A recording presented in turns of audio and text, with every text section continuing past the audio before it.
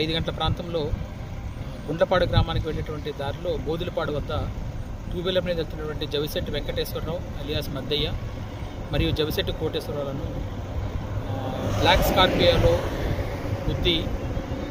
గుద్దడం జరిగింది.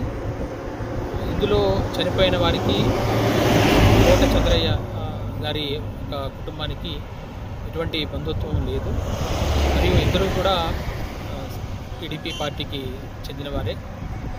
దీనికి గల కారణాలను మరియు నిందితులను పట్టుకోవడానికి అన్ని టీంలు ఏర్పాటు చేయడం జరిగింది. అందరం కూడా దీని విషయంలో ప్రయత్నాలు చేస్తున్నాం.